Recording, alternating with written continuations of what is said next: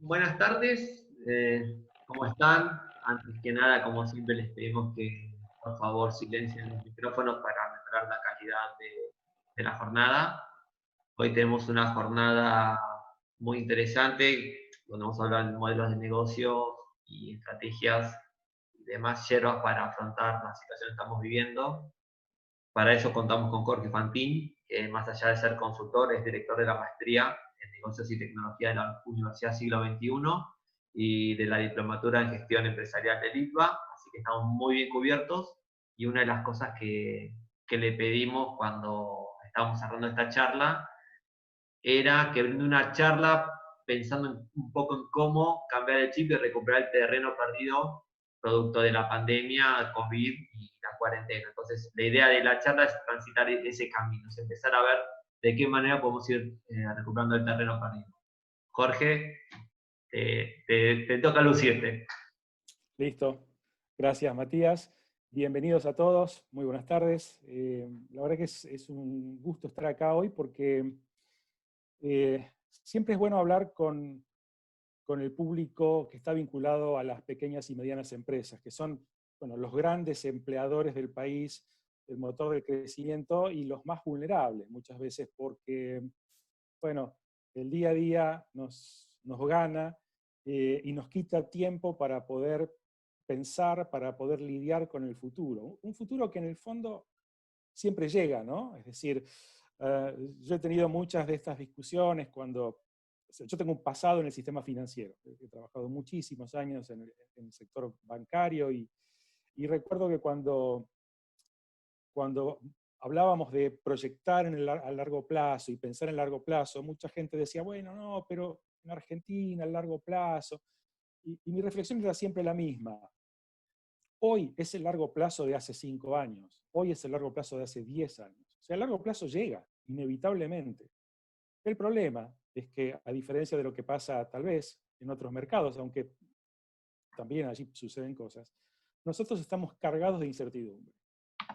A las incertidumbres naturales de cualquier ambiente de negocios, de cualquier industria, le sumamos la incertidumbre argentina, pero siempre estamos con incertidumbre. Y cuando no tenemos de las propias, nos pescamos de las de afuera. Y ahora estamos con la incertidumbre de qué va a pasar o cómo va a ser el mundo, el país, el barrio, nuestra empresa, nuestro negocio, después de la pandemia. Y no quiero caer en lugares comunes, pero necesariamente vamos a tener que trabajar con algunas de estas cosas. Entonces, a mí me gustaría ir un poco, no me puedo sacar el hábito de docente, en el sentido de, me gustaría ir por orden e ir introduciendo los temas de modo tal que lleguemos a una conclusión naturalmente. A ver, lo primero que tenemos que tener en cuenta es que todos nosotros, cuando estamos en el mundo de los negocios, lo que tenemos es una estrategia. Y una estrategia, y ahora voy a compartir la pantalla, así me apoyo con algunas imágenes, así lo hacemos más comprensible. Una estrategia, en definitiva, es una combinación de decisiones, ¿no? De decisiones que tienen que ver con qué hago, a quién se lo ofrezco y cómo hago para que ese qué que yo estoy ofreciendo le llegue al quién, que es mi destinatario. Ahora, la estrategia está en el medio, en el nudo de un conjunto de relaciones, de un montón de interacciones. Si ustedes se fijan en esta imagen, arriba de todo tenemos la cultura de la empresa. Y en esto quiero ser claro, todas las empresas, sin importar el tamaño, desde un pequeño kiosco hasta la corporación más grande del planeta, todas tienen valores, todos tienen una visión y todos tienen una misión, un propósito fundamental, una razón de ser. A veces esto se escribe, otras veces simplemente está en la cabeza del fundador y de sus más estrechos colaboradores, otras veces esto permea a través de toda la empresa y todo el mundo está consustanciado con la causa, con lo que se busca y con los valores que sirven como guía, ¿no es cierto?, para tomar decisiones. Cuanto esto mejor funcione, mejor salen las cosas. Muchos especialistas, muchos grandes empresarios suelen decir que cuando una empresa tiene la cultura bien, lo demás sale solo. Yo diría, no es que sale solo, pero sale más fácil. ¿Por qué? Porque todo el mundo sabe cómo actuar y qué se puede hacer y qué no se puede hacer. Ahora, una vez que yo tengo eso en claro, y asumamos que lo tenemos en claro de alguna forma, lo que viene es fijar objetivos, y estos objetivos se fijan en base a lo que me rodea, el entorno, y aquellas cosas que yo tengo o aquellas cosas que yo sé hacer, que es la mirada hacia el interior de la compañía. Yo puedo tener un panorama brillante, un escenario fantástico desde el punto de vista económico, social, tecnológico, pero si yo no tengo con qué, entonces no voy a poder hacer nada. Viceversa, tengo un montón de recursos propios, tengo un montón de competencias, pero estoy en un terreno desértico, tampoco voy a poder hacer nada. De modo tal que los objetivos siempre los vamos a fijar no como autistas, sino mirando hacia afuera y mirando hacia adentro y encontrando un equilibrio. Y a partir de ahí viene la estrategia. Ahora, la estrategia, si no la ejecuto bien, no da ningún tipo de resultado. La ejecución es la clave. El general Bradley decía, era un general que reportaba a Eisenhower en el famoso día D, ¿no? Cuando invaden Normandía. Bradley decía, mientras los amateurs de la guerra estudian estrategia, los profesionales de la guerra también estudian logística. Queriendo decir que en realidad es la ejecución lo que finalmente hace la diferencia antes que las grandes ideas. Grandes ideas sin ejecución no nos llevan a nada. Tampoco una ejecución sin grandes ideas, porque terminamos haciendo cualquier cosa. Pero digamos que tienen que estar en equilibrio, estrategia y ejecución. Ahora, cada vez que nosotros ejecutamos, alteramos el entorno y alteramos los recursos y las competencias, es decir, los conocimientos que tenemos en la organización. Así que, como ustedes pueden ver, la estrategia está viva. No es algo que se define una vez, no es algo que uno dice, sí, tengo una estrategia. Bueno, no, tengo una estrategia para hoy, pero esa estrategia puede ser distinta mañana, o puede ser distinta esta noche, porque a las 6:30 de la tarde el presidente anuncia algo, y ese algo modifica lo que yo había imaginado. Supongamos que, como algunos están sugiriendo, volvamos a la etapa 1 de la pandemia. Entonces, todos los planes que estábamos haciendo para poder empezar a hacer cosas a partir de mañana, van para atrás. O sea, lo que quiero decir es, estamos en medio de un entorno que es volátil, que es incierto, donde hay ambigüedad. Esta famosa, hay una frase, ¿no? una sigla, VUCA, el mundo VUCA, de volátil, incierto, complejo y ambiguo. Bueno, realmente es así, la realidad es compleja, las relaciones no son directas, las razones o las causas de lo que nos sucede a veces no son claras, hay ambigüedad causal en este sentido, y por otro lado, vivimos en un ambiente de altísima volatilidad y muchísima incertidumbre. Ahora bien, en ese contexto hacemos negocios. Y los que estamos dirigiendo negocios, o quienes asesoramos a quienes dirigen negocios, o quienes tenemos que darle crédito a aquellos que están haciendo negocios, tenemos que lidiar siempre con el futuro. Nadie nos paga por el pasado ya fue, y si bien nos puede servir como una guía para proyectarnos hacia adelante, no necesariamente esto nos sirve siempre. El presente es nada, es efímero, es lo que está sucediendo segundo a segundo, pero es el futuro lo que nos importa. Y ese futuro, como recién decía, es dentro de 3 horas, mañana, la semana que viene y en la década que viene. En ese contexto, entonces, estamos obligados a pensar en ese futuro. El futuro no lo podemos anticipar, no hay manera de adivinar el futuro. Alguno tal vez crea en el horóscopo, pero honestamente yo no soy muy amigo de esto.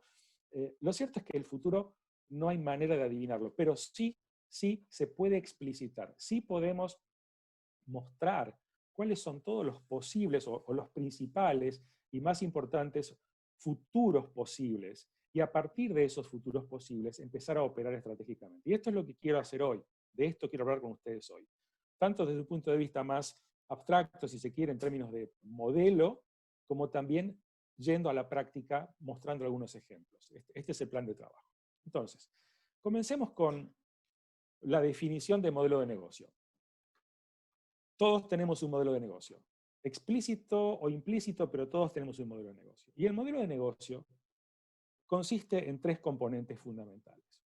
Una propuesta de valor, que es decir, que son no solamente los productos o servicios que ofrezcamos, sino también todo aquello que los rodea para poder generar algún tipo de satisfacción en el cliente, la identificación de un cliente valorado, que es la contraparte de la propuesta de valor. O sea, propuesta de valor y cliente valorado son dos elementos que tienen que matchar. Y por otro lado, tengo una red de valor, que son todos los recursos, todas las cosas que yo pongo en juego, propias o ajenas, pero que están a mi servicio, para poder hacerle llegar la propuesta de valor al cliente valorado. Si lo quiero definir esto en 3 palabras, en 3 preguntas, un modelo de negocio se define respondiendo 3 preguntas fundamentales. ¿Qué, quién y cómo? ¿Qué ofrezco? ¿A quién se lo ofrezco? ¿Y cómo hago para que el qué le llegue al quién? Es eso, no es nada más que eso. Una propuesta de valor, un cliente valorado. Ahora fíjense una cosa. La palabra valor está presente en los 3 elementos. ¿Y por qué es esto? Porque si no hay valor de por medio, no hay negocio. Nadie paga por algo que no le genera valor. Ahora, el valor es un concepto que no se define de manera unilateral. Yo puedo decir que este lápiz tiene valor, pero no necesariamente esto tiene valor para aquella persona a la cual yo se lo estoy ofreciendo. Porque si es una persona que no sabe escribir, que no sabe dibujar o que no sabe exactamente qué es esto, este lápiz no tiene ningún valor. En cambio, si yo se lo muestro a un chico del primario, digo, mira, ¿esto tiene valor para vos? Me va a decir, sí, tiene valor porque me sirve para hacer las tareas o lo que sea. Quiere decir que para establecer valor necesito 2. Necesito un oferente y un demandante. Esto no es ninguna novedad, ustedes lo saben.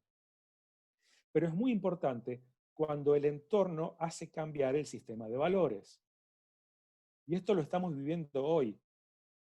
Fíjense cuántos negocios estaban basados en experiencias presenciales. Y entonces, ese negocio ofrecía valor a aquellas personas que asistían y que consumían dentro de un local. Sin embargo, si hoy yo ya no puedo abrir mi local para que la gente ingrese, esa parte de la propuesta de valor se cae. Y ya lo que estoy ofreciendo es tal vez un producto con una experiencia mucho más limitada o tal vez sin experiencia. Estaba pensando en estos días en Starbucks, la cadena de café, y la gente de Starbucks, el fundador y demás, y hay un montón de libros escritos y casos y demás, dicen, bueno, Starbucks no vende café, Starbucks vende una experiencia centrada en el café. Bueno, bárbaro. Esto es verdad. Ahora, si yo hoy no puedo entrar a Starbucks, Starbucks lo único que me vende es café. Ya no me vende la experiencia, ni veo cómo fabrican el café, ni puedo oler el aroma en el local, ni puedo embeberme de toda la cultura. Con lo cual, lo único que me ofrece hoy es un café que solamente lo puedo comprar parándome en la puerta y esperando que me lo entreguen en la puerta del local. No puedo entrar al local. Ahora, si lo que Starbucks vende es solamente café y no una experiencia basada en el café, se cae a pedazos el sistema de precios. Porque hasta hace 84 días, y no sé cuántas horas, hoy estaba viendo la cuenta en TN que decía 84 días, tantas horas de cuarentena, hace 84 días que pagar $4,50 por un café carece de sentido, porque una parte de ese precio yo lo pagaba por una experiencia. Y así pasa con todo, pasa con restaurantes, pasa con tiendas de ropa o lo que fuere. Universidades, ¿eh? Imagínense universidades que te ofrecen un campus, te ofrecen un entorno, y de pronto ahora solamente todas son iguales. Hoy Harvard es igual que el MIT, es igual que la Universidad de Buenos Aires, la de Belgrano, siglo XXI o cualquier otra. Es Zoom. O sea que hoy cualquier universidad es una pantalla de Zoom. Fíjense cómo ha cambiado todo esto. Así que todo el tiempo van cambiando las nociones de valor y es necesario para nosotros como empresarios adaptar nuestras propuestas de valor a esos cambios en los parámetros que tienen los clientes. Si no, ese macheo no se produce y no hay manera de hacer negocio.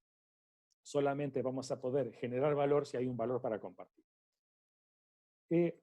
Cuando hablamos de modelo de negocio también podemos usar esta otra herramienta que muchos de ustedes conocen, es el famoso Canvas, popularizado por la gente de Strategizer.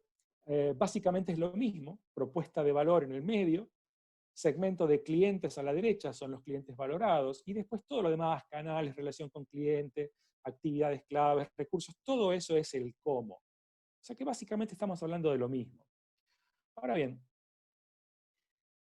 Cuando nosotros definimos una propuesta de valor, lo hacemos en base a un cliente que tenemos en la mente. Y acá también tenemos este modelito que nos dice, bueno, un cliente en relación a una propuesta tiene tres aspectos para ver. El más importante es la tarea, el trabajo que realiza ese producto o ese servicio para esa persona. Por ejemplo, si yo voy a comprar una prenda de vestir, no sé, una camisa, y yo quiero exteriorizar qué tan cara me costó esa camisa, voy a comprar una que tenga un logo preponderante, que diga, esta camisa es de tal marca y esa marca es cara, es de buena calidad, es exclusiva. Entonces el trabajo que realiza esa camisa para mí es darme un halo de exclusividad o de pertenencia a un pequeño círculo de personas que consumen ese tipo de prendas. Si en cambio lo único que yo estoy buscando que esa prenda realice para mí como trabajo es protegerme del medio ambiente, voy a comprar cualquier camisa, sin importarme la marca o el diseño, o ni siquiera el color. De modo tal que el trabajo que realiza un producto es muy importante porque eso me permite a mí diseñarlo, orientar, elegir, identificar quién va a ser la persona ideal para lo que yo estoy haciendo. Ahora, cada propuesta de valor viene rodeada de satisfacciones y de frustraciones. Todos tenemos satisfacciones cuando consumimos un producto o un servicio y también frustraciones. No, sí, el producto está bueno, pero el problema es cuando se te rompe porque el servicio técnico tarda horrores, o es carísimo, o no conseguís repuestos, o está todo bien, pero cuando querés hablar con alguien no encontrás un ser humano para que te atienda. Bueno, esas son frustraciones. Las satisfacciones tienen que ver con las cosas que te gustan de la propuesta de valor. Entonces, en el lado del cuadradito que tenemos a la izquierda, yo como empresario, ¿qué tengo que hacer? Yo tengo que entender a esos clientes, entender cuáles son todas las satisfacciones y todas las frustraciones que tienen, qué trabajo espera el cliente que mi producto haga para él, y a partir de ahí generar, rodear a ese producto de creadores de satisfacciones, o sea, soluciones o complementos que brinden una respuesta a las satisfacciones, que generen la satisfacción en el cliente. Y por otro lado, aliviadores de frustraciones. Es decir, no, mira, este producto viene con tal atributo que te evita justamente esa frustración que vos tenés cada vez que compras un producto de este tipo. Eso es básicamente el entorno en el cual yo me muevo. No voy a abundar en esto porque no es el nudo de la cuestión, pero es necesario para poder desplegar ahora lo que voy a desarrollar. Pero digamos, nos queda claro, ¿verdad? Cliente valorado, propuesta de valor, red de valor, y la relación entre cliente valorado y propuesta de valor es clave, porque si esta relación no existe, no hay negocio posible. O si yo apunto a realizar un trabajo que el cliente no quiere que realice ese producto, yo no voy a encontrar clientes. Si yo me voy a, no sé, una región sumamente pobre, donde la gente viste con harapos y necesita algo de vestimenta, al solo efecto de poder cubrirse del sol, y mi propuesta de valor tiene que ver con exclusividad, diseño, qué sé yo, que yo no voy a tener clientes ahí. Entonces ahí doté de un montón de creadores de satisfacciones que no tienen ningún sentido. Pero bueno, sigamos avanzando. ¿Qué pasa cuando el entorno cambia? Cuando el entorno cambia, nos vamos a encontrar con que hay grupos de clientes que empiezan a tener distintas necesidades, distintas satisfacciones, o buscan distintas satisfacciones, y buscan neutralizar determinadas frustraciones. En estos momentos, por ejemplo, con el tema de la pandemia, la seguridad en el consumo o en el uso de un servicio o de un producto pasa a ser fundamental. Cosa que hace 3 meses no teníamos. O sea, ¿a quién se le ocurría hace 3 meses que al entrar a un restaurante o al comprar un producto o al venir del supermercado fuera imprescindible limpiar con alcohol o con la agua con lavandina cada uno de los paquetitos que traes del supermercado? O limpiar la suela de tus zapatos con un trapo con lavandina. O sea, la seguridad pasó a ser una necesidad fundamental. Y a lo mejor el trabajo que ahora un cliente requiere de un producto, de un servicio, uno de los trabajos que busca es seguridad, tranquilidad. No me voy a enfermar, voy a estar bien. Así que cambia el entorno, tiene que cambiar nuestra estrategia. Y nuestra estrategia se visualiza a través de esas tres decisiones: propuesta de valor, elección del cliente valorado y, y la red a través de la cual yo hago llegar estas cosas. Ahora, cuando nosotros hablamos de futuro, cuando pensamos en cómo va a ser ese futuro, ahí tenemos varios enfoques, ¿no? Por un lado, a veces tenemos el enfoque tradicional, que es: yo hago un plan, yo tengo una fábrica de, no sé, de galletitas, y entonces digo, bueno, yo este año voy a vender tantos miles de kilos de galletitas, o tantos miles de paquetes de galletitas, y entonces hago mi plan, compro tanta harina, tanta azúcar, lo que fuere, contrato tantos empleados, y voy a vender tanto porque tengo tantos clientes que me demandan tantos paquetes por cliente y supermercado, etcétera, etcétera. Eso, que es muy común, es un ejercicio de arrogancia, porque honestamente esto implica decir que uno sabe qué es lo que va a pasar en el futuro. Y la verdad es que no lo sabemos. La verdad es que no lo sabemos. Y la prueba está al canto, ¿verdad? O sea, si imaginémonos un fabricante de zapatos que el año pasado dijo: voy a vender 1000 pares de zapatos. ¿Cuántos pares de zapatos vendió desde el mes de marzo hasta hoy? Cero. O cercano a cero.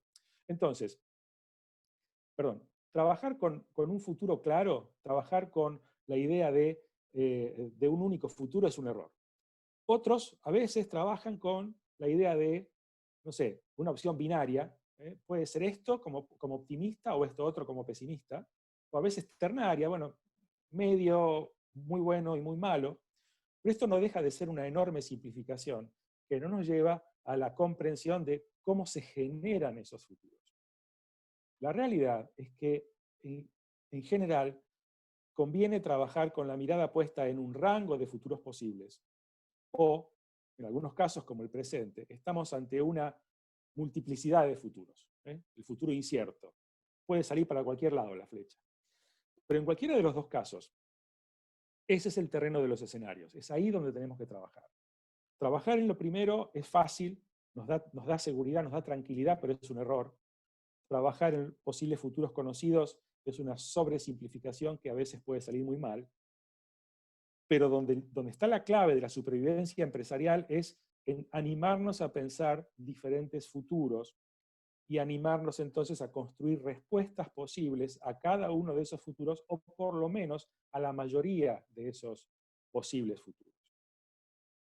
Si lo vemos en términos de proyección hacia adelante, nosotros, si solamente pensamos en las proyecciones, en aquello que consideramos como el único curso normal de los negocios, si nada sucede, y ahí está el gran if, ¿no? Si nada raro sucede, vamos a estar en esta parte de futuro proyectado, esta parte verde del centro, donde estamos hablando solamente, o estamos haciendo solamente extrapolaciones, estamos proyectando los negocios tal como los venimos haciendo hoy. Pero también hay un margen de variabilidad de las variables, ¿verdad? De los valores. ¿Cuánto va a valer el dólar? ¿Cómo va a ser la demanda? ¿Qué va a pasar con las tarifas? ¿Qué va a pasar con los derechos de importación? En fin, todas las cosas que nos pueden afectar a cada uno de nosotros dependiendo del negocio en el que estemos. Y ahí estamos en el terreno de lo verosímil. Y más allá de eso estamos en el terreno de lo posible, que son cosas que, bueno, creemos que no van a pasar, pero que pueden pasar. Y si pueden pasar y pueden tener un impacto en nuestro negocio, no podemos dejar de considerar. Pensar en futuros, trabajar con escenarios, es atreverse a pensar lo impensable. Es atreverse a pensar en cosas que pueden suceder, aunque no querramos que sucedan. Porque si bien hay un futuro preferible, que es el que está en celeste ahí abajo, ¿no? Y decimos, bueno, esto es lo que nos gustaría que sucediera. La verdad es que puede pasar cualquier cosa. Y yo les pregunto a ustedes, en su gran mayoría los que están hoy asistiendo son empresarios pyme, o trabajan en pymes, o son consultores, o inquietos que quieren aprender. ¿Cuántas empresas pymes o empresas familiares conocen en las que el fundador tiene planes concretos de sucesión frente a la posibilidad de su muerte? Y yo les puedo asegurar que son pocos. En mi experiencia, son pocos. Y sin embargo, si hay un futuro conocido por todos, es que todos nos vamos a morir. No sabemos cuándo, pero que nos vamos a morir, seguro que nos vamos a morir. Sin embargo, muchas veces ni siquiera ese futuro que es muy cierto en cuanto a su ocurrencia, aunque incierto en cuanto al cuándo, aún así, ese futuro a veces ni siquiera se contempla. Entonces, es clave para todos empezar a trabajar con el futuro. Ahora, ¿cómo trabajamos con el futuro? Vamos a un ejemplo práctico. Supongamos que yo gano la concesión de un balneario en la costa atlántica, un balneario en Pinamar. Entonces, yo me planteo, bueno, ¿cuáles son mis incertidumbres de acá al verano? Supongamos que todavía no apareció el coronavirus, nada. O sea, estamos en julio del año pasado y yo estoy pensando en qué voy a hacer en el verano con mi concesión. Entonces yo digo, bueno, hay dos variables fundamentales que me preocupan. El clima y por otro lado el estado general de la economía. ¿No? Así, bueno, ¿cómo va a ser el clima? Y el clima puede ser muy bueno, o sea, excelente, bueno, normal, malo, muy malo. Y la economía también puede estar en una excelente condición o puede estar pésima o más o menos o normal. Y esto nos daría, mirándolo así simplemente, 25 posibles escenarios. Desde excelente, excelente, la combinación donde tenemos clima bárbaro, fantástico y economía brillante, hasta muy malo, una economía como la de ahora, por ejemplo, y un clima pésimo. Entonces, esos serían 25 escenarios posibles. Yo debería poder pensar de qué me voy a disfrazar para cada uno de esos 25 escenarios, porque finalmente yo voy a estar en el verano en la costa, voy a tener que contratar gente, voy a tener que hacer negocios o compromisos con proveedores, y voy a tener que presupuestar de alguna manera algunas cosas. Voy a pedirle un crédito a lo mejor al Banco Ciudad, y entonces el Banco Ciudad me va a decir, bueno, ¿y cómo piensa usted enfrentarse ante el caso de una mala temporada? ¿O qué pasa con esto? ¿Qué pasa con lo otro? Bueno, si yo hago esto, yo tengo 25 escenarios. Como 25 escenarios es mucho, a veces lo que hacemos es reducirlo a 3. Es decir, bueno, malo, normal, bueno, en los dos ejes, y entonces tengo 9 escenarios posibles. Si yo ahora le agrego una tercera variable, por ejemplo, el atractivo de otros destinos turísticos, entonces ahí lo que yo ya tengo son, en lugar de 9, tengo 27 posibles escenarios. O sea, el estado del tiempo muy bueno, la economía muy buena, y a lo mejor, no sé, otros destinos turísticos son buenísimos porque el dólar está muy barato y qué sé yo qué, entonces la gente se va igual al Caribe o a Brasil, o se van a Miami en lugar de ir a Mar del Plata, simplemente porque más allá de que el tiempo esté bueno y que la economía esté buena, justamente gracias a que la economía está buena, se van a otros lados. Quiere decir que yo tengo 27 escenarios. Ahora, de esos 27 escenarios, a lo mejor algunos pocos me son favorables y los otros no. Por ahí estos 4 que están marcados ahí son escenarios en los que yo me puedo defender, y hay otros en los que yo no me voy a poder defender tanto. Y lo que yo debo hacer, acá viene la práctica, acá viene el ejercicio de la herramienta, el uso de la herramienta. Una vez que yo despliego los escenarios posibles y los racionalizo, los entiendo, tengo que preguntarme qué puedo hacer con cada uno de ellos, o qué voy a hacer si alguno de ellos se presenta. Alguno se va a presentar, es decir, el tiempo va a ser o malo, o bueno, o regular. La economía va a ser buena, mala o regular. Va a haber muchos lugares turísticos con un gran atractivo, pocos o ninguno. Así que yo no puedo escaparme de esto. Entonces, ¿cuáles son las alternativas que me van a quedar frente a cada escenario? Tengo 5 opciones. Continuar, es decir, sigo haciendo lo que yo venía haciendo como siempre, porque el escenario que se me presenta me es favorable. Reforzar, si es que el escenario me lo permite y lo justifica. Adaptarme a las nuevas condiciones, reinventar mi negocio si fuera necesario, o, lamentablemente, abandonar. Pensemos, por ejemplo, en el escenario coronavirus. Una empresa como Rappi o Globo, ¿qué han hecho? Reforzar. O sea, ni siquiera continuar, es reforzar, es seguir haciendo lo que venían haciendo, pero más. Seguramente tienen más repartidores, tienen más empresas los están contratando para que les puedan llevar a destino sus productos. O sea que en algunos casos hacemos esto. En otros casos, adaptar. Muchos restaurantes están haciendo delivery. las universidades y los institutos, el Instituto PYME Banco Ciudad, que hacía estos encuentros presenciales. Si no hubiese pasado el coronavirus, estaríamos hoy reunidos en un salón hablando de todo esto, y sin embargo, bueno, hubo que adaptarse. Otros han reinventado sus negocios, y algunos, lamentablemente, van a terminar abandonando porque no es sostenible la situación, o porque su negocio no es reconvertible, porque convengamos en que esto a veces también sucede. Ahora, vamos al tema del coronavirus, ¿no? Es decir, vamos a usar la herramienta concretamente en esto que nos convoca. Y las preguntas son dos. ¿Qué escenario nos puede tocar? Y por otro lado, ¿qué tengo que cambiar yo en mi modelo según cada uno de esos escenarios? Porque esta es la pregunta que nos estamos haciendo ahora. O sea, nosotros sabemos lo que está pasando hoy con coronavirus, pero no sabemos lo que va a pasar dentro de 6 meses o un año. Y acá es donde yo los quiero hacer pensar, los invito a pensar. A ver, supongamos que después de una larga jornada de análisis, llegamos a la conclusión de que hay 3 variables, 3 incertidumbres fundamentales para poder diseñar mi modelo de negocio con cara al 2021. Primera pregunta es si se va a desarrollar o no una vacuna para el coronavirus más o menos pronto. Segunda pregunta es si estas normas de distanciamiento social, estas nuevas pautas de consumo y de comportamiento van a quedar de alguna manera en la sociedad más allá de que desaparezca la pandemia. Y por último, ¿con qué economía me voy a encontrar? ¿Una economía en buen estado o una economía en mal estado? Si yo supongo que hay 2 estados posibles para cada, o 2 respuestas posibles para cada una de estas preguntas, en lugar de 27 voy a tener 8 posibles escenarios, ¿no? 2 por 2 por 2. Desarrollo de la vacuna pronto o dentro de mucho tiempo, distanciamiento social que vino para quedarse o que se va, y estado de la economía malo o bueno. Ahora, desarrollemos cada uno de estos escenarios, o por lo menos algunos, no todos. El primero podría ser el escenario que yo llamo, acá no pasó nada. O sea, la vacuna se empieza a distribuir a principios del 2021, o sea, ya dentro de poquito aparece la vacuna y la empezamos a distribuir en todo el mundo.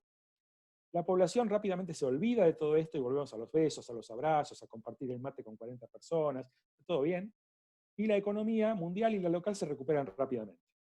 Esto parece más deseo que realidad, pero supongamos, si este es un escenario posible, en ese caso, nosotros no tendríamos que cambiar mucho respecto de nuestro modelo de negocio original y solamente tendríamos que ver cómo soportamos hasta que la vacuna se distribuya, pero a partir de ahí volvemos a los negocios tradicionales. Otro escenario podría ser que, si bien la vacuna se distribuye en el 2021, y si bien la economía mundial y la local se recuperan, la población mantiene distanciamiento social, o mantiene pautas de consumo y de comportamiento compatibles con la época de pandemia. Esto nos va a obligar a replantearnos de alguna forma cómo vamos a seguir haciendo negocios, porque claramente no vamos a poder hacerlo como lo veníamos haciendo hasta antes del mes de marzo.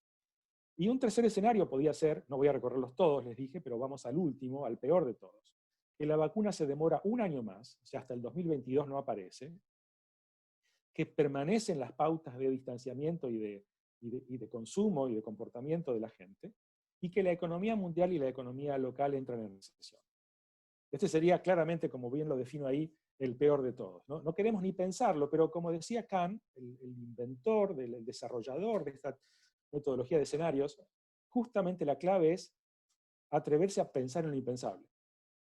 Tenemos que pensarlo. Así como yo digo, pensemos que papá se puede morir y entonces, ¿qué pasa con la empresa si papá se muere? Y duele pensarlo, pero hay que analizarlo como un futuro posible. Hay que pensar en, bueno, un futuro posible es que la vacuna no aparezca por un año y medio, y que la economía no se recupere, y que la gente siga atacada con esta historia del distanciamiento, y entonces voy a tener que reinventarme si es que mi negocio tenía que ver fundamentalmente con contacto, con interacción, con experiencias, y con cosas que hoy prácticamente están prohibidas. Miren, en los últimos tiempos, si analizamos qué es lo que está pasando con la pandemia, es que hay tendencias que están en peligro o que están desapareciendo, y tendencias que están fortaleciéndose o que están emergiendo. Por el lado del rojo, por el lado de las que están desapareciendo o las que están en peligro, tenemos la economía basada en los grandes centros comerciales, así, de vuelta, estoy hablando del escenario coronavirus, el escenario el peor de todos, el escenario en el cual la gente no quiere juntarse con otra gente o con demasiada gente. En ese caso, los grandes centros comerciales no van a ser muy atractivos. Todos los negocios basados en experiencias, todas esas cosas que tienen que ver con ambientación, con música, con aromas y gente linda y qué sé yo qué, o paz y demás.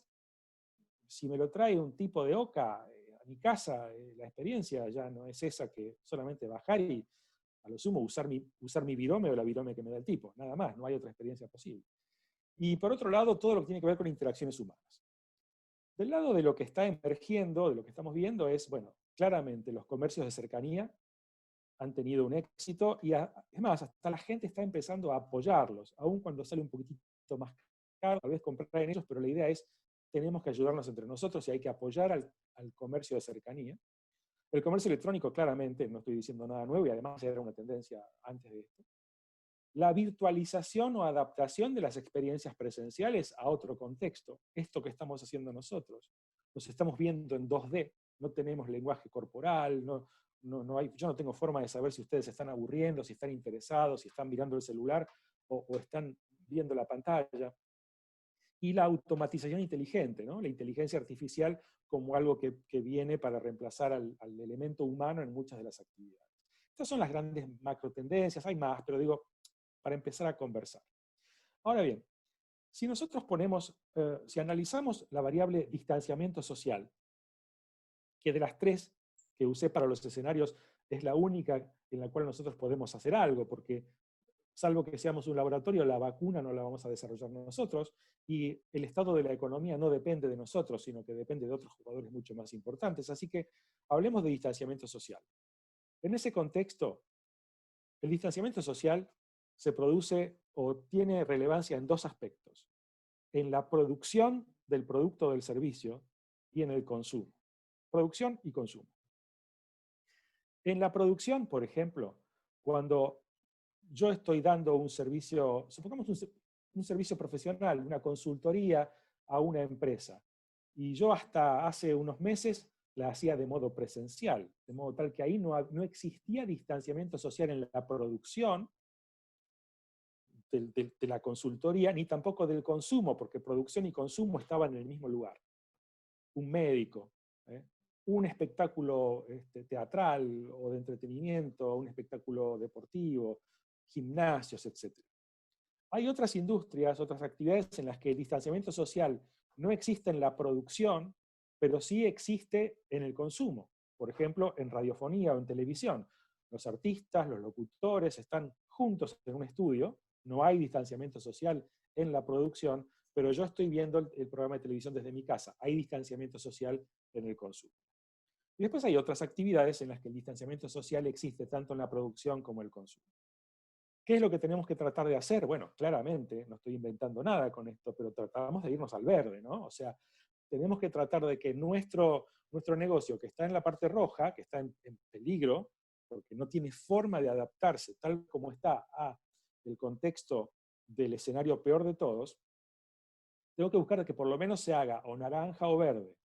Y ahí es donde viene todo lo que tiene que ver con cómo yo puedo hacer para rediseñar mi modelo de negocio. Y en este sentido, nosotros tenemos que trabajar en 4 ejes. Obviamente, distanciamiento social. ¿Cómo resuelvo las cuestiones que tienen que ver con distanciamiento social, tanto en la etapa de producción como en la etapa de consumo? Y cómo esto impacta en mi modelo de negocio, porque puede ser que a lo mejor los volúmenes a los cuales yo estaba acostumbrado o la estructura de costos con la cual yo trabajaba no sea ya posible, haya cambiado definitivamente.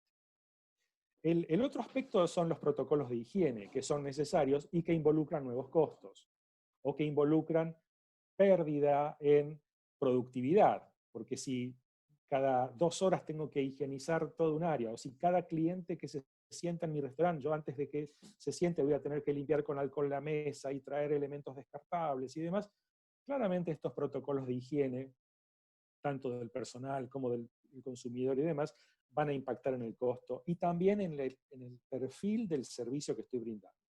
cambios en layout, ¿no? Cambios en el diseño de los locales, de los espacios de circulación, para adaptarlos. Yo no me quiero ni imaginar lo que pueden ser los aeropuertos una vez que se abran los vuelos. Si ya cuando hacíamos esperas en el aeroparque y había dos vuelos que salían en dos puertas contiguas, había un amontonamiento fenomenal, imagínense si tenemos que hacer cola con 2 metros de distancia. Inviable, prácticamente el aeropuerto va a tener que operar a la mitad de su capacidad. Y finalmente, entrenamiento. Se viene una instancia de mucho entrenamiento al personal porque tienen que aprender nuevas rutinas de atención, nuevas rutinas de operación, nuevas rutinas de convivencia, chequeos permanentes y demás. Así que esto es un poco lo que nos espera. Ahora, cuando nosotros pensamos en el diseño de un nuevo modelo de negocio, para adaptarnos a este nuevo escenario, tenemos que mantener siempre, o tener en mente siempre, nuestro propósito fundamental, nuestra visión y nuestros valores, y, como decía hoy, los nuevos trabajos para el cliente. Porque ahora el cliente nos va a estar pidiendo que no solamente mi producto o mi servicio les ofrezca, no sé, pertenencia a un círculo exclusivo, o tranquilidad de mente, o comodidad, o sensación de calidad, sino también seguridad, salud, no riesgo. Así que pensar en reinventar el modelo de negocio. Y en este sentido, yo vuelvo a esto, es decir, nosotros tenemos a una propuesta de valor que va a tener que cambiar porque justamente cambian los elementos que brindan satisfacción y cambian las frustraciones del cliente en función del nuevo escenario. O sea que nuevamente tenemos que preguntarnos si todos y cada uno de los productos o servicios que ofrecemos siguen teniendo la relevancia y la importancia que tenían antes de la pandemia. ¿Cuántas cosas no estamos consumiendo desde hace 84 días? ¿Y cuántas cosas nos hemos dado cuenta que a lo mejor no necesitábamos? Y que consumíamos porque estaban ahí, pero que francamente no necesitábamos. Entonces, ojo con lo que emerja como patrón de consumo después de la pandemia, más allá de los elementos de seguridad. Puede haber replanteos desde todo punto de vista. Ahora, vamos a algunos ejemplos de cómo algunas empresas han estado resolviendo estos dilemas. Algunos ejemplos locales y algunos ejemplos internacionales. Best Buy es una cadena que seguramente muchos de ustedes conocen, si han viajado a los Estados Unidos y Canadá. Best Buy básicamente ofrece electrónica y demás. ¿Cómo cambiaron esto? Cuando vieron que no podían atender gente, cambiaron un modelo de entrevistas individuales. Es decir, cada vendedor se convirtió en un consultor y cada cliente o interesado en comprar un producto tenía que pedir un turno y era recibido en absolutas condiciones de higiene y de seguridad, atendido en una especie de servicio de concierge, ¿no? de conserje, donde se le brindaban todos los detalles del producto y todas las opciones de productos que podía comprar para su necesidad. Resultado de todo esto, una muy alta tasa de conversión.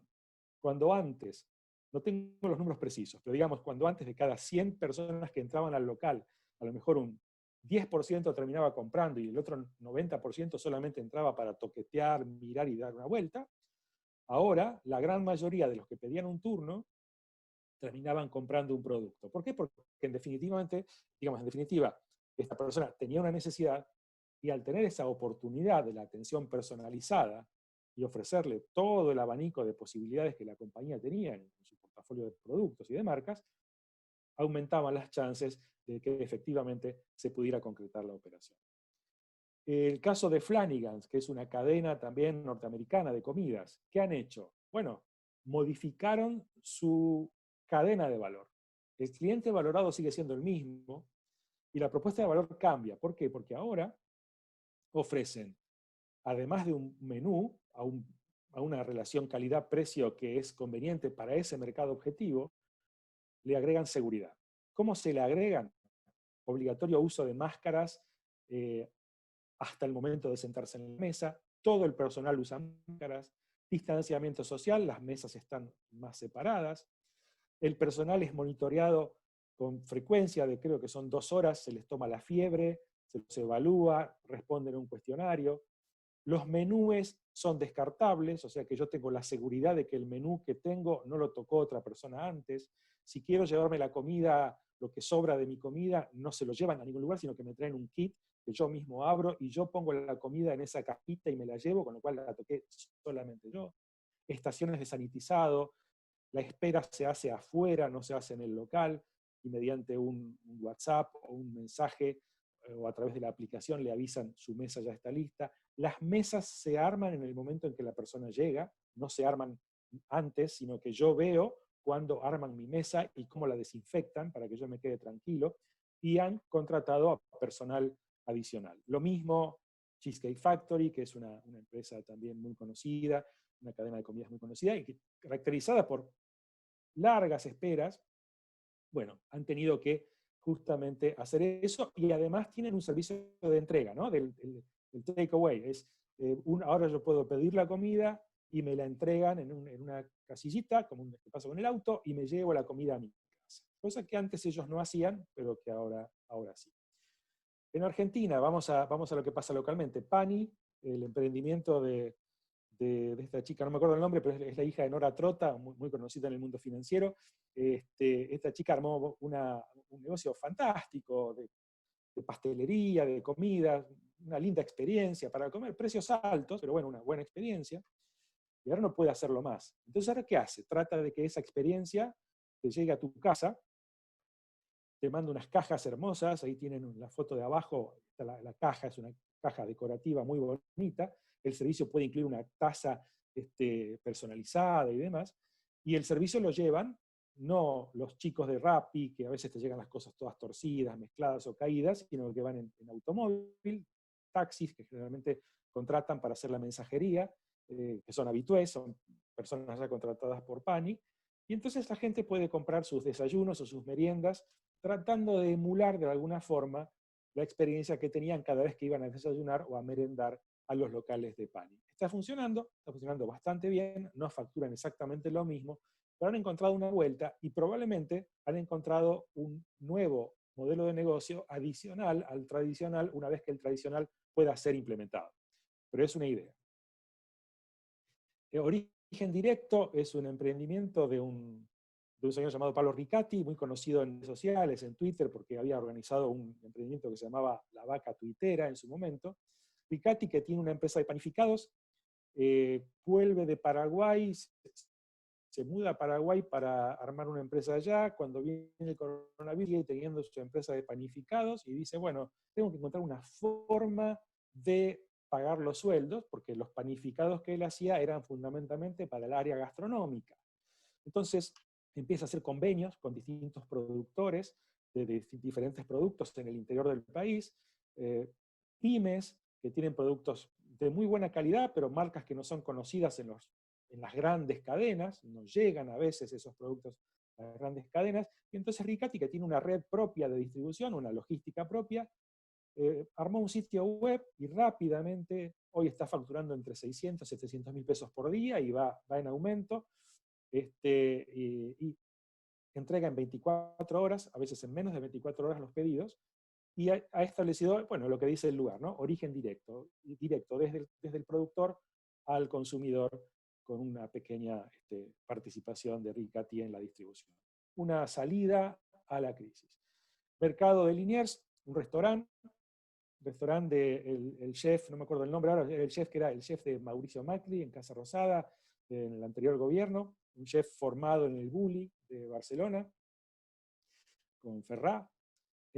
Arma este restaurante el día, creo que 13 de marzo, y el día 15 lo cierra, o sea, el 13 lo abre, tenía 2 meses de reservas ya cubiertas, todas las mesas cubiertas por 2 meses, tal era la anticipación que había generado este nuevo emprendimiento, porque es un chef, repito, muy famoso, muy conocido.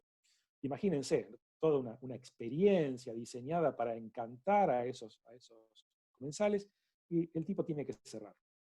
¿Y qué hizo? Bueno, inventó un sistema de delivery, pero no es el delivery tradicional, no es la comida que va en una caja y que te llega fría y que no es lo mismo, sino que desarrolló, mejor dicho, aplica tecnología de envasado al vacío, en bolsas que tienen un micronaje tal que las hace resistentes a temperaturas, Entonces prepara las comidas, arma una carta especial basada en sus platos tradicionales.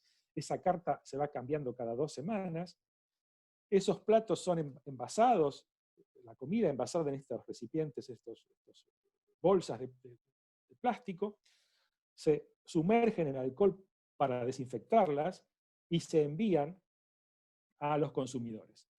Una vez que esto llega, uno puede frizarlo y cuando quiere comer, simplemente lo pone en una olla con agua hirviendo, el plástico resiste esa temperatura durante unos minutos y automáticamente tiene la comida con el mismo sabor, la misma textura y caliente para poder disfrutarla. Como efecto secundario beneficioso, 2 empresarios que conocieron la propuesta a través de esta iniciativa ya lo comprometieron a este chef a que cuando pase el coronavirus y las empresas vuelvan a funcionar, sea el abastecedor de la comida para el personal de las empresas. Obviamente no será esta comida, será comida adaptada en costos, pero de buena calidad para este personal. Y prácticamente ha pasado o va a pasar de un esquema en el cual estaba casi cerrando y fundiéndose a que tiene perspectivas de poder tener funcionando su cocina a las 24 horas, cuando antes solamente aspiraba a llenar algunas mesas en 2 turnos, ¿no? Digamos, turno del mediodía y el turno de la noche, tal vez con dos vueltas por turno cada mesa. Así que fíjense cómo se adaptó. Y después tenemos el caso de muchas peluquerías que ofrecen a través de plataformas y demás, para las mujeres y hombres que se quieren hacer color, les mandan el kit completo con el cepillito, con el recipiente, con el agua oxigenada y todo listo para que esa mujer o ese hombre se puedan hacer su tratamiento de color al cabello, habida cuenta de que legalmente no pueden ir a una peluquería. Así que, como ven, muchos empresarios han ido pensando en adaptaciones, pero esto puede dar lugar a nuevos negocios, nuevos modelos o modelos adicionales a los modelos preexistentes, y los modelos preexistentes han tenido que ser modificados. Ahora, perdón, se me fue la pantalla, discúlpenme. Esperen que vamos al final. Ahí estamos. Ahora bien, cuando yo pienso en diseñar un nuevo modelo de negocio, para cualquier escenario, ¿recuerdan cuando hablábamos de los 27 escenarios posibles y yo tengo 3, 3 y 3, o 2, 2 y 2 y tengo 8? Y esto es lo que podemos hacer para la post-pandemia. Yo tengo que pensar lo siguiente. Mi nuevo modelo de negocio no se va a poder escapar de mi propósito fundamental, es decir, la razón por la cual yo estoy en este mundo, mis valores y mi visión. Ese es el tríptico básico, ese es el tridente con el cual yo avanzo. Pero a partir de ahí yo tengo que ver distintos ejes. Yo puedo cambiar, a través de la tecnología, puedo cambiar el alcance de mi negocio. La propuesta de este chef, que era unas pocas mesas, unas pocas personas, durante un par de ocasiones al día, ahora resulta que puede llegar a toda la capital federal con un sistema de delivery. O sea, el alcance es mayor. Las universidades lo están haciendo. El Instituto PYME lo está haciendo, porque hoy podría haber gente de cualquier lugar del país escuchando esto, y tal vez haya gente de cualquier lugar del país escuchando esto, y en otra ocasión, si esto fuera presencial, solamente sería la gente que vive en Capital o en Gran Buenos Aires, pero el resto no podría. Cambios en la experiencia del cliente, ¿no? Pensar en distintas maneras de sustituir la experiencia original por una nueva experiencia. Oportunidades para replantear costos. Podemos cambiar nuestra estructura de costos. Y por otro lado, podemos trabajar en aspectos vinculados a la seguridad desde el punto de vista sanitario de todo aquello que hacemos. Para terminar esta parte, algo que leí hace un par de días. Hay muchos que están desempolvando libros de reingeniería.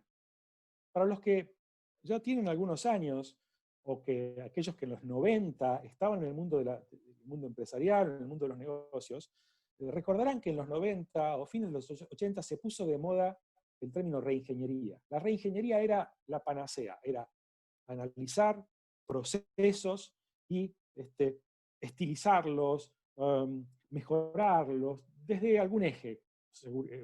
calidad, costos, eficiencia, en fin. Después eso derivó en muchas cosas más, ¿no? Siempre volvemos a los clásicos.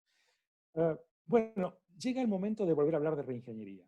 Llega el momento de, una vez que yo entiendo cuáles son los escenarios posibles y que yo defino que tengo que continuar, que tengo que reforzar, que me tengo que adaptar, que tengo que reinventar o que tengo que abandonar, salvo en esta última circunstancia, si yo tengo que reinventar, adaptar o reforzar, se impone un análisis, un replanteo general de mi negocio. Se impone una revisión de todo lo que implica mi negocio para poder adaptarme a estas nuevas circunstancias. Pensemos ya que un cine no va a poder albergar a tanta gente como albergaba, un restaurante tampoco, un colectivo menos, o un subte, una universidad, una zapatería, cualquier cosa. Todo lo que tiene que ver con comercio, sin duda va a estar modificado. Lo que es producción, bueno, depende.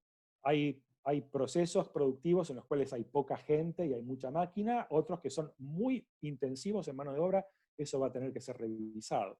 Pero en todos los casos nos plantea el desafío de, de pensar nuestro negocio desde cero. Entonces, para concluir, necesito pensar en el futuro. El coronavirus es una oportunidad, si se quiere, es una crisis que nos plantea una oportunidad y nos hace pensar en que las cosas suceden y que cuando suceden es tarde para empezar a pensar en cómo me las arreglo, que es mejor empezar a pensar antes. Tenemos que pensar entonces en distintos futuros, tenemos que aplicar una herramienta, la herramienta de escenarios es una herramienta muy útil. Hay un truco que yo uso habitualmente para poder identificar cuáles son las variables que me importan, y es esta. Me imagino que le puedo hacer, tengo un oráculo frente a mí y le puedo hacer solamente 3 preguntas y el oráculo me va a poder responder la verdad acerca del futuro en relación con esas 3 preguntas. Y entonces mi pregunta es, ¿cuáles serían esas 3 preguntas? Porque si yo tengo que elegir solamente 3, me voy a asegurar de que esas 3 preguntas estén relacionadas con aquellas cosas que realmente me preocupan. Eso es así. Entonces, voy al oráculo, pregunto, esas 3 variables son mis incertidumbres, cada variable tiene estados posibles, y si yo combino todos los estados posibles, lo que finalmente tengo son un número n de escenarios. No tienen que ser muchos, porque si son muchos, me llega la parálisis por multiplicidad de opciones. Por eso trabajamos con 2, 3 variables. Ustedes me dirán, Fantín, tenemos muchas más incertidumbres que solamente si va a haber vacuna, si la economía va a estar bien, o si la gente se va a seguir distanciando. Por supuesto que sí. Lo que yo digo es, no podemos darnos el lujo de usar 4, 5, 6, 10 variables, porque tendríamos tantas opciones que no nos daría el tiempo para pensar o para analizar cada una de ellas, para ver cómo nos podríamos manejar. Así que tenemos que tratar de hacer un esfuerzo de síntesis, pero hay que hacerlo. Y si me dicen, ¿esto lo puede hacer una pyme? Esto lo debe hacer una pyme. Esto lo debe hacer cualquiera. Las grandes lo hacen, y por algo lo hacen. Entonces, a veces hay que invertir el orden de causalidad. O sea, no es que porque una compañía es grande se dedica a pensar en escenarios. Es al revés, es porque piensa en escenarios que llegó a grande, porque pudo anticiparse al futuro, porque pudo de alguna manera saber cómo reaccionar antes de que el futuro la tomara por sorpresa. Eso es básicamente lo que yo dejaría como conclusión de esta charla. Con esto yo termino la charla, pero creo que seguramente debe haber preguntas, y me gustaría poder escucharlas. Yo creo que está habilitado a través del chat, ¿no, Matías? Así es, las preguntas. Jorge. Perfecto. Me quedé sin palabras, porque la charla realmente fue muy buena, muy amena. Creo que más de uno que no hizo ninguna pregunta es porque se quedaron también regulando y pensando en todo lo que dijiste. Así que bueno, mientras le doy este espacio a la gente para ver si pueden hacer una pregunta, si logran bajar algo de todo lo que pasaste, y alguna otra que les haya quedado, la verdad que, insisto, me gustó. Personalmente a mí me gusta mucho el tema de estrategia de escenarios. Me gustó mucho cómo jugaste ambas y lo bajaste a nivel pyme para que todos entendamos la importancia de tenerlos en cuenta. Entonces yo estoy, que me cuesta hacer un cierre más adecuado, pero creo que a todos les pasaron una cosa que van pensando y recreando e imaginándose escenarios futuros o viendo mínimamente los por cuál irá el mundo para adaptar sus negocios. Así que bueno, veo que la gente está para felicitando, todos muy agradecidos por las charlas, que estuvieron muy buenas, y Muchas no veo gracias. ninguna pregunta hasta el momento. Así que no sé si alguien tiene alguna pregunta. Anímense a preguntar, o sea, cualquier cosa, cualquier duda, no hay dudas tontas ni hay dudas importantes, ¿no? Eh, creo que hay que animarse a sacarse estas dudas porque, en definitiva, después uno lo tiene que aplicar en la empresa. Yo siempre insisto en esto, hay que animarse a meter pensamiento estratégico en las compañías y cuantos más pequeñas, más importante es. Porque pareciera que la estrategia, como dije hoy, es solamente terreno de los grandes, de las grandes compañías, que necesito ser un genio. Y la verdad es que no, es sentido común. La estrategia es puro sentido común. Puro sentido común. Sí, el menos común de los sentidos, como quien diría. Exactamente. Pero bueno, a veces hay que ser ordenado. No, la verdad que hasta ninguna pregunta, todos están muy contentos con la charla. Así que Jorge, ya que no hay Bueno, preguntas, te voy a agradecer, tanto del lado del Instituto PIN y del Banco Ciudad, excelente tu exposición y personalmente, como ya lo dije, me gustó mucho porque además es un tema de interés, así que la verdad yo estoy muy agradecido. La verdad que fue impecable y le agradezco a Gustavo que trajo tu nombre para este tipo de charlas, así que, a ver, para que hay una, a ver. sí. Es ya un poco más difícil es que le sugiera a alguien que se quedó sin empleo y quisiera comenzar freelance, algún proyecto pese al contexto.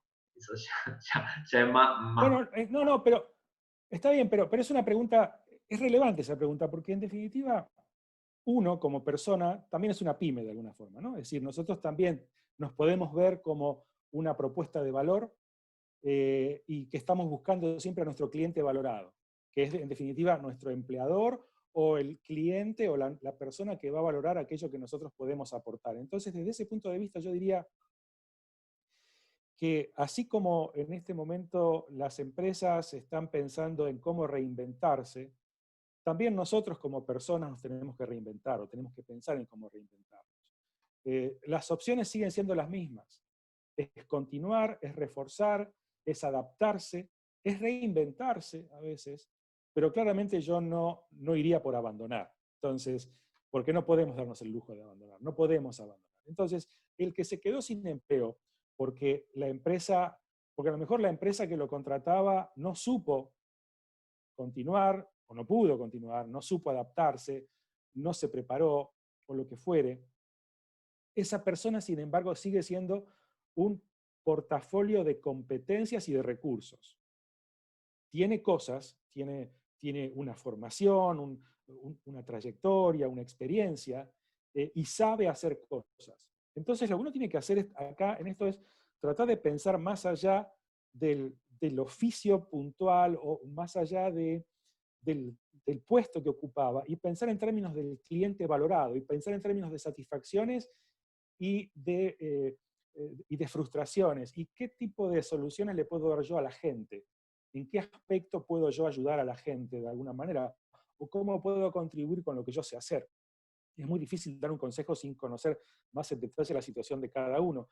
Yo siempre trato de meter esto, hablo con mis estudiantes, por ejemplo, cuando están pensando en qué hacer y demás, siempre les digo, véanse a ustedes mismos como un portafolio, una colección de saberes y una colección de recursos. No se vean como un título, no se vean como un abogado, un contador, un ingeniero. No, porque no es nada. A ver, cuando vos me presentaste, creo que dijiste que yo era ingeniero. Yo soy ingeniero electrónico. ¿Saben cuántos años trabajé yo en ingeniería electrónica? 0. Nunca trabajé en ingeniería electrónica. Trabajé en una mesa de dinero cuando estudiaba, en el año 75, entré de cadete en una mesa de dinero, fui creciendo, algún día terminé siendo director general de un banco. Bueno, macanudo. Pero ¿saben qué? Yo apliqué todo lo que había aprendido en ingeniería en términos de cómo analizar un problema, cómo resolverlo, cómo hacer estimaciones, proyecciones, números y demás. O sea, cada profesión, con título o sin título, cada oficio nos dota de un montón de atributos y eso lo podemos aplicar para reinventarnos en el mercado laboral. no hay que tenerle miedo al cuentapropismo, me parece que también es lo que se viene de alguna manera, y yo creo que ahí también puede estar la respuesta. Ahora, este es un mal momento, sí, es un mal momento, pero el otro día estaba viendo en Twitter un tipo que no sé a qué se dedicaba, pero está en pandemia, está en cuarentena y empezó a fabricar dulces y está vendiendo dulces. Y ahora incorporó productos a su portafolio, creo que de Tregar, que son quesos y demás, y está vendiendo por internet los dulces que él fabrica más productos que fabrican otros. Porque resulta que lo que tiene son seguidores en Twitter. Y entonces hace un poco lo de Riccati, que decía recién, bueno, es analizar qué tengo, qué contactos tengo, y a partir de ahí ver si puedo generar un negocio nuevo. ¿Será igual, será mejor, será peor al anterior? No lo sé, pero se puede hacer. Yo iría por ese lado. Iría por ese lado. De hecho, yo estoy planteándomelo también. Es decir, los trabajos de consultoría ahora, muchos por internet no se pueden hacer. Hay empresarios que ya no pueden pagar lo que pagaban antes y hay que reinventarse. Todos tenemos que reinventarnos. Jorge, otra pregunta. Daniel Di Mare, fabricante de juguetes de Raspi, ya un viejo conocido que viene. Mira, sí, Eh, claro. está preocupado, pues dice que muchos jugueteros no se adaptaron y no está mismo tampoco el e-commerce, interpreto, y él pregunta cómo hacer para motivarlos a que se animen a seguir trabajando, a avanzar, pues dice, si cierran no venden sus productos. Así que un poco lo de él pasa Sí, como es verdad. a su cadena de valor, sería sus vendedores. Claro, claro, claro, porque ahí tenemos un producto que perfectamente sigue teniendo una demanda sostenida, porque los chicos siguen naciendo y los chicos siguen queriendo construir cosas con sus manos, y es fundamental, es el juguete didáctico por excelencia, el Rusty, y está además en la mente de muchos papás y demás, y ahí depende enteramente de su cadena de valor, básicamente de su distribución. Y ahí uno tiene dos alternativas, ¿no? O busca una salida por el canal directo, trata de reinventarse por ese lado, cuidando de no dañar la relación con el canal de distribución, pero a lo mejor tomando decisiones muy severas, muy firmes en este sentido, porque al fin de cuentas son ellos o yo. Y por supuesto, en una permanente prédica con el canal. Ahora, ¿qué pasa? El canal tiene un problema, que el canal no vende solamente Rusty. Y si los demás fabricantes no están con la misma mirada, el canal por ahí no tiene el suficiente incentivo, empuje o estímulo para poder abrazar el medio digital, que finalmente es el que se va a imponer, porque si estamos viendo lo que pasa en otros países, el retail está sufriendo y mucho. O sea, el coronavirus actuó como un catalizador de muchas cosas, vamos a reconocerlo. Pero la verdad es que la tendencia a que el retail tradicional, presencial, va desapareciendo, lo vemos todos los días. Yo estuve de vacaciones en Estados Unidos en diciembre y había muchos locales cerrados, en el Soho, en el lugar por ahí de mayor venta y demás, muchos locales cerrados. Y vos decís, esto, si la economía anda tan bien, y qué sé yo, ¿qué pasa? Lo que pasa es que Amazon te vende de todo. Entonces, y la logística funciona bárbaro. ¿Qué pasa? ¿Qué tenemos acá? Hablemos de frustraciones y hablemos de satisfacciones. La frustración de que la logística en Argentina es cara e ineficiente. La logística es mala. Hay historias de horror de la logística en épocas de pandemia. Gente a la que no le llegan las cosas, gente a la que le dicen, el repartidor dice que pasó y tocó el timbre y no había nadie cuando sabemos que estamos todos en casa. Bueno, Rusty la compañía tendrá que trabajar seriamente o seleccionar un socio logístico bueno, o a lo mejor entre varios tendrán que recrear una operatoria logística propia, pero compartida. Habrá que ser innovador en este sentido. Yo trataría de romper moldes, porque no podemos hacer más de lo mismo, porque el mundo cambia, no solamente por el coronavirus, porque repito, este es un catalizador, pero los cambios ya se vienen dando, y yo no dependería enteramente del canal retail, porque el retail tradicional está yendo para atrás, y entonces quiere decir que mis volúmenes también, ¿no? Bueno, corregido con los comentarios, todo fue muy claro y sencillo, cuesta encontrar alguna pregunta. Agradecida por la clara exposición, muy clara exposición, todos comentarios muy positivos. Buenísimo. No hay ninguna pregunta que haya quedado sin contestar, ¿no? A ver, vamos a ir revisando. Gustavo, que pregunta cuál es, no Gustavo, nuestro persona en común, sino un empresario que pregunta cuáles serían las preguntas a hacer al oráculo sobre futuros trabajos de consultoría, educación a niños, adolescentes en una nueva realidad.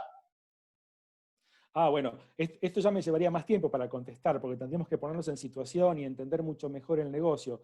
Pero te doy una pista de cómo lo haría yo en tu empresa. Primero, no lo definiría yo solo esto, sino que yo juntaría a todos mis colaboradores. Y yo le pediría a cada uno de ellos que me haga sus 3 preguntas. ¿Por qué? Porque cada uno va a tener incertidumbres en función de su propia especialidad o de su propia actividad. El de operaciones tendrá una cosa, el de ventas tendrá otra. En este caso estás hablando de consultoría. Bueno, a lo mejor tenés distintas líneas de trabajo y cada uno de tus consultores tendrá sus preguntas. Si es unipersonal, en este caso sos vos el único, y ahí sí tendrás que preguntarte, bueno, ¿cuáles son las variables que más impactan en tu resultado final? Y de esas variables, ¿cuáles son aquellas que tienen un mayor, a tu juicio, tienen un mayor nivel de incertidumbre? Pero no te quedes solamente con ese nivel de incertidumbre. Chequealo si podés con colegas o con otras personas con las cuales tengas confianza. Porque a lo mejor vos, con tu modelo mental, decís, no, esto para mí no es incertidumbre, y en realidad tiene una enorme incertidumbre, solo que vos crees que es una constante, o crees que es una tendencia, pero otro, que a lo mejor no está tan comprometido, o no está tan metido en tu actividad, mirándolo desde afuera, dice, che, pero ¿sabes qué? Esto que vos decís que es una verdad, yo lo pondría en tela de juicio, yo me lo preguntaría, yo no diría que es verdad. Entonces, es muy importante escuchar a otros, no enamorarnos de nuestras dudas, porque nuestras dudas implica que todo lo que no es duda es convicción. Ahora, ¿estamos seguros de que todo lo que es convicción realmente es convicción? ¿O es modelo mental? Es algo que lo tenemos incorporado, pero no es así. Así que yo iría por ese lado. Bueno, Jorge, ahí ya estaban todos los comentarios y las preguntas. Había alguien que Muy bien. preguntaba si la pegan de esta charla. Sí, esta charla la vamos a editar y la vamos a subir a nuestro Padlet. Calculo que en un mes vista estará ya subida en nuestro canal de YouTube y por ende en el Padlet. Quédese tranquilo que yo les Ok. voy a avisar cuando esté. Así que bueno, ahora sí, Bien. vamos cerrando. Jorge, muchas gracias por tu tiempo y a todos ustedes, empresarios pymes, empresarios y empresarias pymes, perdón. Muchas gracias por conectarse con nosotros y también los felicito por el tiempo invertido en esta actividad. Espero que les haya sido de utilidad. Jorge, una vez más, muchas gracias. Bien. Gracias. Suerte a todos y a trabajar. Nos vemos.